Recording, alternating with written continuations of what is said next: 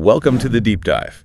Today, we're digging into a story that, well, it really dominated the headlines. Not just because of the individual involved, but because of some deeply unsettling questions around his sudden death. We're talking about Charlie Kirk, the political commentator. He passed away on September 10th, 2025. He was only 31.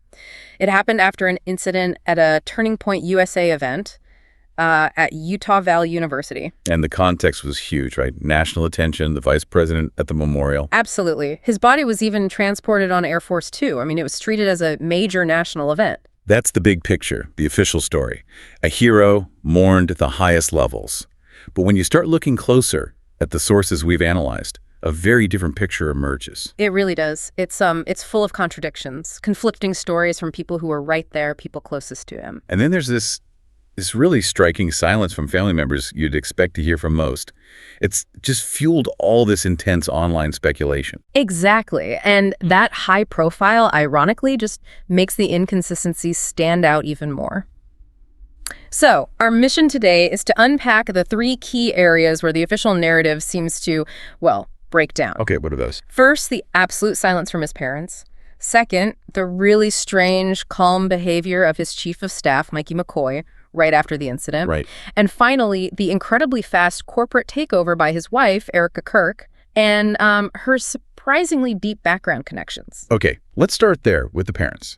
Because while Erica Kirk was very visible, taking charge almost immediately, his parents, they just weren't. Yeah, the contrast is pretty stark. It really sets the stage. Sources noted repeatedly how in those first few days, Erica was out there smiling, chatting. Even showing off his medal of freedom. Yes, apparently joking with staff while showing it off, almost like a, trophy. She was active, moving quickly into that leadership role, very visible. Which makes the total withdrawal of Robert and Catherine Kirk, his parents, so much more significant. And these aren't people who shy away from the spotlight, are they? Not at all. Far from it.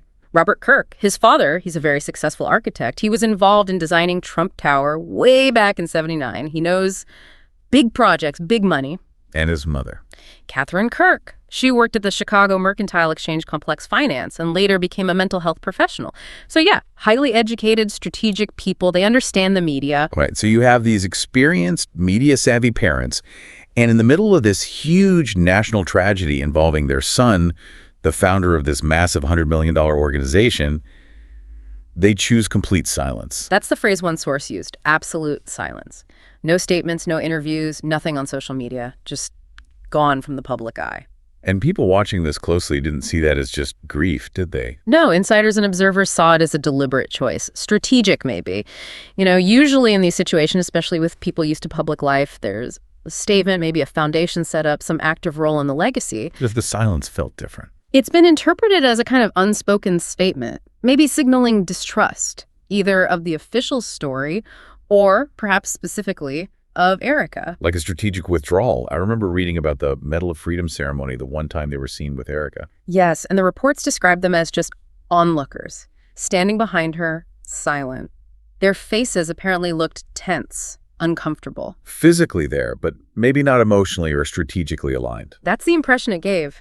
And it wasn't just that moment. They've been completely absent from everything Erica's done since. Critically, they have no role whatsoever in TPUSA, the organization their son built. For parents like that, so capable and involved, that feels like a major statement, like a rejection of the new direction. It really does. And that perceived silence, that distance, it's being used by skeptics as evidence. Evidence that the founding family doesn't buy the official narrative or support the new leadership. It points to a really deep split. Which brings us neatly to the next piece of the puzzle, Mikey McCoy. Charlie's chief of staff, his longtime friend. The person who was, by all accounts, constantly by his side. Right. If the parents' silence suggests this deep family divide, Mikey McCoy's actions right at the critical moment raise a whole different set of questions. He wasn't just staff, he was always there, right? Yeah. Filming, recording. Constantly. Sources say he was almost always in Charlie's sightline, often with a camera or phone out, which makes his reaction during the incident even more scrutinized. Okay, tell us about that moment, the one captured on video. There's this viral footage. You hear the sound of the incident, and immediately, Mikey McCoy lifts his phone to his ear, turns, and just calmly walks away. Before Charlie even falls. Yes. Before Charlie collapses, while things are just starting to get chaotic, the way he moves, sources emphasize it doesn't look like panic. It looks like a deliberate action, like he's, executing a plan. Okay, that's strange enough, but then there's the call he supposedly made. Who did he actually call? Because the stories conflict dramatically. They absolutely do, and this is crucial. On one side, you have his father, Pastor Rob McCoy. He went public, claiming Mikey called him immediately. And what did he say Mikey told him? According to Pastor McCoy, Mikey said Charlie was shot in the neck, covered in blood, but was still directing people at the scene. His father used this to sort of defend Mikey's character, saying Charlie saw leadership in him. Okay, so that's version one. Covered in blood, directing people. But then there's Erica Kirk's version. Completely different. In a major interview, she stated Mikey called her at 11:23 a.m. Phoenix time, and the message was incredibly brief. Just, he's in trouble. So, wait, how could he call both his dad, who's far away, and Erica, who's closer, at the same time with totally different information? Exactly. It's a paradox. And how could he describe Charlie as covered in blood and directing people if the video shows him calmly walking away before Charlie even went down? The visual evidence just doesn't line up with his father's account. Did TPUSA try to explain this? Their spokesperson, Andrew Colvett, put out a statement. He claimed both he and Mikey ran because they feared a mass shooter. He said Mikey was profoundly freaked out. But again, the video. It shows him walking calmly, phone to ear. It just doesn't look like someone profoundly freaked out. It's a direct contradiction. Calm and coordinating or panicked and fleeing, it can't really be both. And Mikey himself, has he clarified, shown his call logs? No. Despite all the public pressure and suspicion around that call, he's refused to release any statement or his phone records. Which only fuels the speculation, right? Absolutely. And then, adding another layer of strangeness, while all this is swirling, Erica Kirk and others at TPUSA are publicly praising him. Repeatedly. Yeah. Calling him the amazing Mikey McCoy, the great Mikey McCoy, in speeches and appearances shortly after the incident. Wow. That feels strategic, like they're trying to bolster his credibility or shield him. It certainly reads that way to many observers. It seems like an attempt to validate him publicly amidst all the questions. That whole sequence, the calm exit, the conflicting call stories, refusing to provide evidence, and then this effusive praise, it's just a perfect storm for suspicion. Okay, let's pivot then to the person who arguably gained the most from this situation. Yeah. Erica Kirk. Her rise to power was incredibly fast. Almost instantaneous. Within days of the incident, she's the CEO of this $100 million organization. She's hosting podcasts, giving major speeches. And turning the tragedy into a sort of campaign. Yes, packaging it very effectively, selling memorial T-shirts, framing the narrative. It was a remarkably swift transition into control. Did people close to Charlie find this speed unusual? Very much so. It fueled a lot of suspicion, especially when combined with other things. Sources pointed to leaked text messages, supposedly from Charlie's sister. What did they say? In these alleged texts, Charlie confided something like, "I don't even feel like I know her anymore." It suggested there was already a significant rift before his death. And that ties into rumors about her role before the incident. Exactly. There were claims from insiders that Erica was already acting like the CEO, making executive decisions, sort of pushing Charlie aside.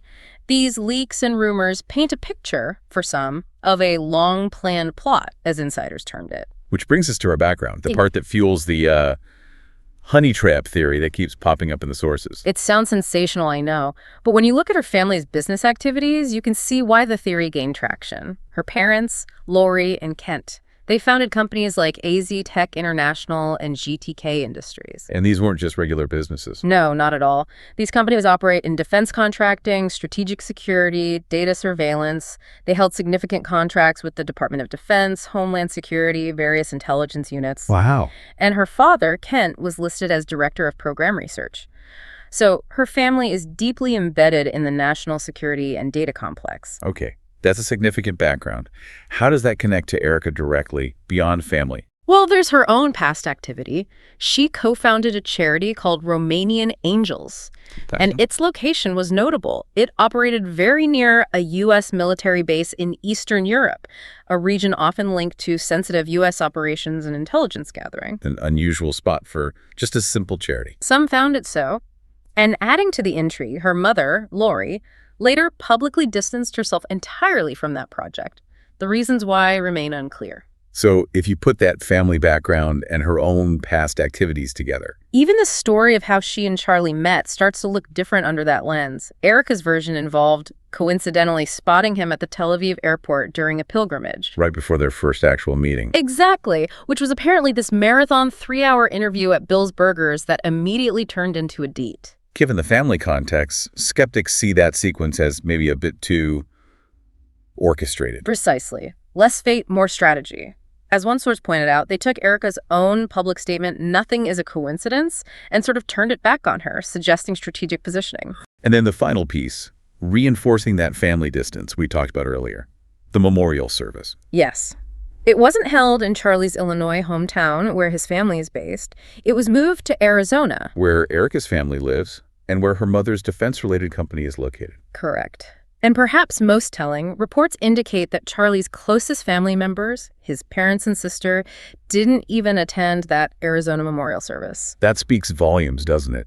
It really solidifies that image of a deep, perhaps unbridgeable gap between the original family and the new leadership. It certainly cemented that perception for many observers. So let's try to pull this all together for you, the listener. What we have here is a story defined by really monumental contradictions. You have the highly experienced, media-savvy parents who go completely silent, keeping their distance. You have the trusted chief of staff, the constant companion, who walks away calmly during the critical moment with conflicting stories about his actions right after. And then you have the grieving widow who steps immediately into a powerful corporate role, complete with these deep, previously sort of obscured connections to the defense and intelligence world. The sources we've looked at really push us to look beyond the official statements, don't they? To scrutinize what's not being said as much as what is. Definitely, especially in environments like this where you have this mix of political power, huge amounts of money, corporate influence. The public narrative is often very carefully managed. It's performance. It's designed to maintain stability, protect certain interests. Exactly. And that idea of protection brings us to maybe the most sensitive part of this. Our sources suggest that in his final days, Charlie Kirk was pursuing 2 potentially explosive projects that were immediately shut down after his death and Erica's takeover. That's right. First, he was apparently pushing hard for the full release of the Epstein dossier. And not just releasing it, but specifically linking its contents to a particular country and its intelligence operations. That's incredibly high-stakes global intelligence stuff. And the second? That was internal. He had initiated something called a DOGE audit within TPUSA. DOGE audit. What does that imply? It suggests a forensic accounting, basically. A deep dive into the organization's finances, potentially looking at cryptocurrency movements, undeclared cash flow, things like that. It implies he suspected, or was trying to uncover, financial irregularities within his own organization. Wow. Okay. So 2 incredibly dangerous paths. One potentially exposing international secrets, the other potentially exposing internal corruption. And both pursuits just stopped, halted immediately when he died and she took control. Obscured. Which leads us to our final thought for you, the listener, to maybe chew on after this deep dive. If we interpret the silence of the parents, the strange actions of the chief of staff as part of some protective strategy, which of those 2 incredibly dangerous unfinished projects do you think the key players might be most concerned about protecting? Is it the global intelligence angle tied to the Epstein dossier? or is it the potentially massive internal financial mess suggested by that TPUSA cash flow audit? Which secret holds more weight? Something to think about.